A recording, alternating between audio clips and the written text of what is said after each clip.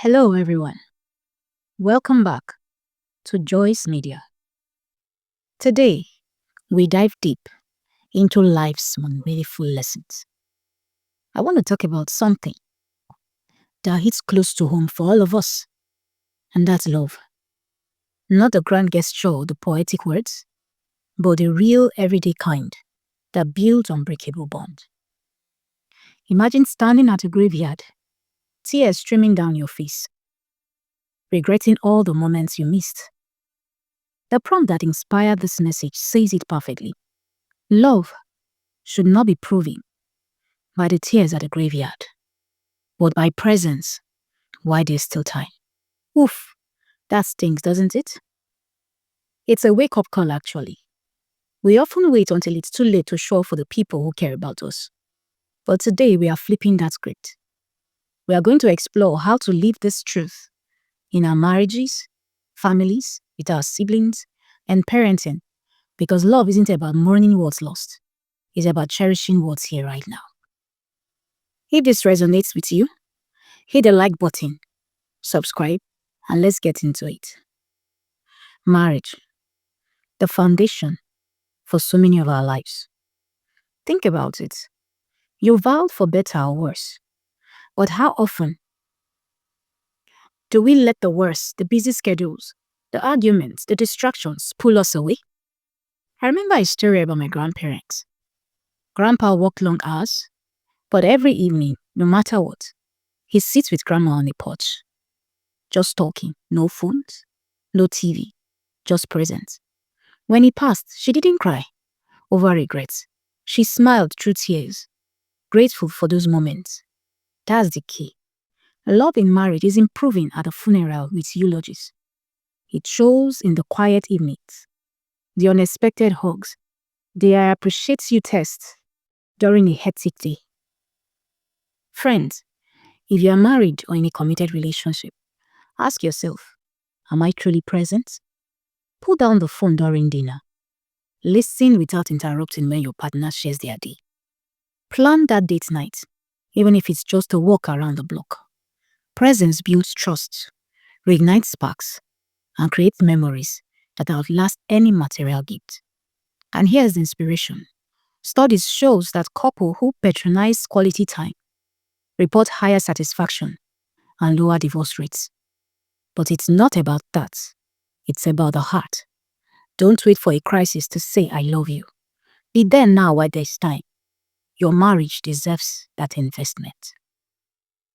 The next part we are facing is family. Now let's zoom out to a broader family. Parents, in-laws, extended relatives. Families are like trees. Strong roots keep them standing through storms. But too often, we assume they will always be there, and we postpone visits or calls until later. Picture this, a busy professional who skips family gatherings for work deadlines. Years fly by, and suddenly, at a loved one's graveyard, they regret flooding. I should have been there for holidays, for the laughs, for the support. This prompt reminds us, tears at the graveyard can't replace the warmth of shared meals or helping hands during tough times. In my own life, I made a path after losing an aunt unexpectedly. No more excuses. I started weekly video calls with my extended family, sharing stories, celebrating small wins.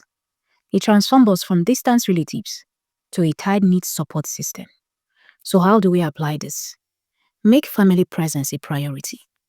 Host game nights, even if it's virtual. Help with errands for aging parents. Forgive old grudges and rebuild bridges. Presence in family means showing up emotionally too. Being vulnerable, offering encouragement, and creating traditions that bind generations. Inspirational thought. Families who invest time together build resilience. Kids learn empathy, adults find purpose, and everyone feels valued. Don't let busyness rob you of that. Be present today.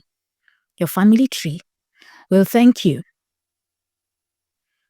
and the bond will be stronger. Part 3.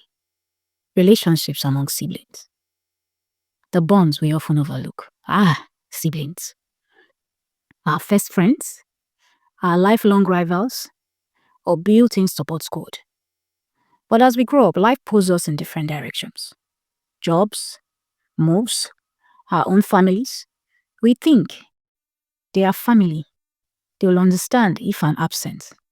Until one day at the graveyard, we realize the missed opportunities to connect. The prom hits hard here. Love for siblings is about sobbing over what could have been. It's about being present in the now. The phone call just to check in. The surprise visit. The shared inside jokes that only you two get. I have 2 brothers, and we drifted apart in our 20s. But after I held scar with one, we reconnected. Now we are a sibling, checking in every month. No agenda, just presence. It healed old wounds and strengthened our bonds. Inspire yourself with this. Siblings shape who we are. Be the one who initiates. Send that memo that reminds you of them. Offer help without being asked. Celebrate their milestones. Presence turns siblings from blood relatives into choosing confidence. And remember, for those without biological siblings, this applies to choosing families too. Friends who feel like brothers or sisters, show up for them. Don't wait to lose to prove your love. Fourthly, parenting. And this is the final session. Parenting, perhaps the most profound area where this message applies. As parents, we pour love into our children through toys, education, and provision. But the greatest gift is your undivided presence. Kids don't remember the fancy vacations as much as the bedtime stories, the park swings pushed by you, the listening ear after a bad day. Yet we get caught up in greed, work, screens, endless to-dos, and before we know it, they've grown. And we are left with what if? At some future graveyard reflection, the prompt urges us, don't prove love with tears over missed childhood. Prove it with time now. I recall a dad who quit his high-stress job to coach his son's soccer team. Years later, at the son's wedding, the toast wasn't about money saved. It was about those practices.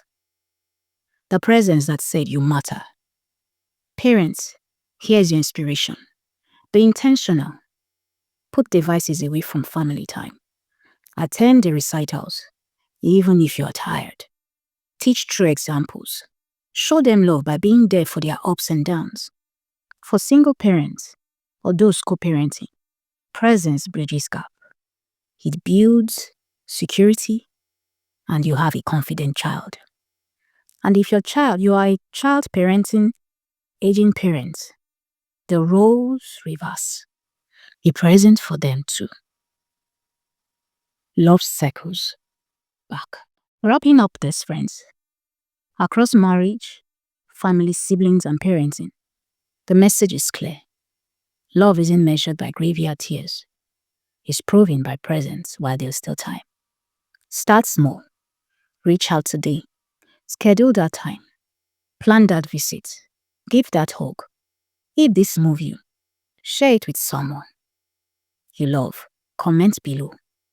What's one way you will show presence this week? Remember, time is the one thing we can't get back. Make it count. Until next time, live with love now.